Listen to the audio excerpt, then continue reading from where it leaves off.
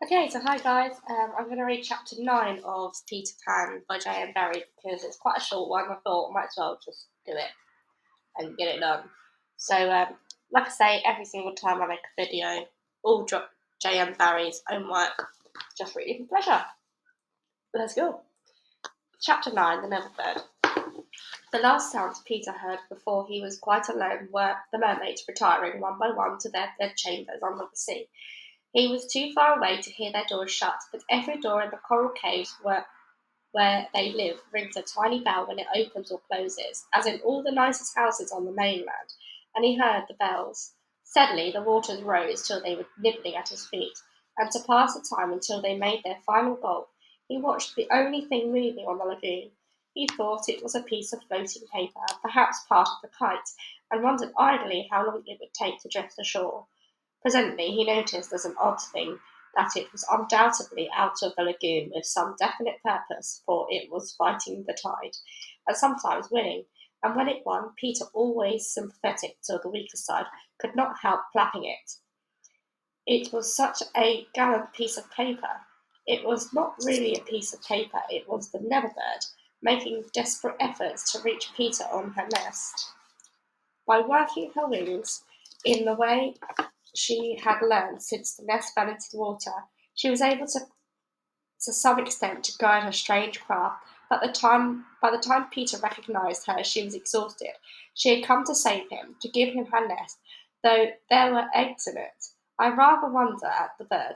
Although he had been nice to her, he had also sometimes tormented her. I can suppose only that, like Mrs. Darling and the rest of them, she melted because she had all his first teeth.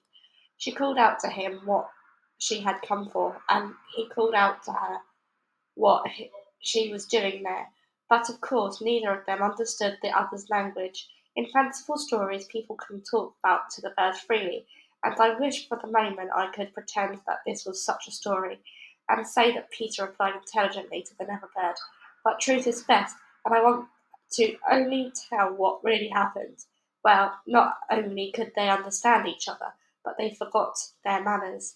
I want you to get in the nest, the bird called, speaking as slowly and distinctly as possible, and then you can drift ashore. But I am too tired to bring it any nearer, so you must try to swim it to it. What are you quacking about? Peter answered. Why don't you let the nest drift as usual? I want you, the bird said, and repeated it all over. Then Peter tried the slow and distinct. What are you quacking about? And so on. The Never Bird became irritated. They have very short tempers. You does the head, little jay, that she screamed. Why don't you do as I tell you? Peter felt that she was calling him names, and at a venture he retorted hotly, So are you. Then, rather curiously, they both snapped out at the same remark. Shut up! Shut up! Nevertheless, the bird was determined to save him if she could, and by one last mighty effort she propelled the nest against a rock. Then up she flew, deserting her eggs, so as to make her meaning clearer. Then at last he understood, and clutched the nest and waved his thanks to the bird as she fluttered overhead. It was not to receive his thanks, however, that she hung there in the sky. It was not even to watch him get into the nest. It was to see what he did with her eggs.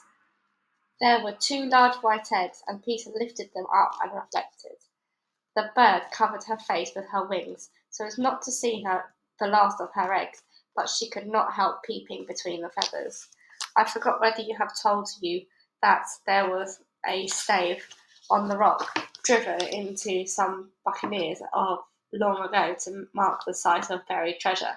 The children had discovered the glittering hoard, and when the mischievous mood used to fling showers of moidores, diamonds, pearls, and pieces of eight to the girls, who pounced upon them for food, and then flew away, raging at the scurvy tricks that they had been played upon. The stave was still there, and on it Starkey had hung his hat, a deep tarpaulin, watertight, with broad brim. Peter put the eggs into his hat and set it onto the lagoon. It floated beautifully. The Never Bird saw at once what he was up to, and screamed her in admiration of him. And alas, Peter crowed his agreement with her. Then he got into the nest and reared the stave in it as a mast, and hung up his shirt for a sail. At the same moment the bird fluttered down upon the hat, and once more sat snugly on her eggs. She drifted in one direction, and he was borne off in another, both cheering. Of course, when Peter landed, he beached his bark in a place where the bird would easily find it, but the hat was such a great success that she abandoned the nest. It drifted about till it went to pieces, and often Starkey came to the shore of the lagoon, and with many bitter feeling watched the bird sitting on his hat. As we shall not see her again, it may be worth mentioning here that all never birds now build in that shape of nest, with a broad brim on which the youngsters take an airing. Great were the rejoicings when Peter reached home under the ground almost as soon as Wendy, who had been carried hither and thither by the kite. Every boy had adventures to tell, but perhaps the biggest adventure of all was that they were several hours late for bed. This so inflated them that they did various dodgy things to get staying up till longer, such as demanding bandages, but Wendy, though glorying in having them all home again, safe and sound, was scandalised by the lateness of the hour, and cried, to bed, in a voice that had to be obeyed. Next day, however, she was awfully tender, and gave out bandages to everyone, and they played till bedtime, at limping about and carrying their arms in slings. And that's it. Told you it was a short one. So the next one is chapter 10, and it'll be The Happy Home.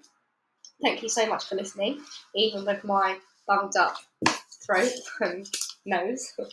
Until the next time, guys, thank you again. Bye.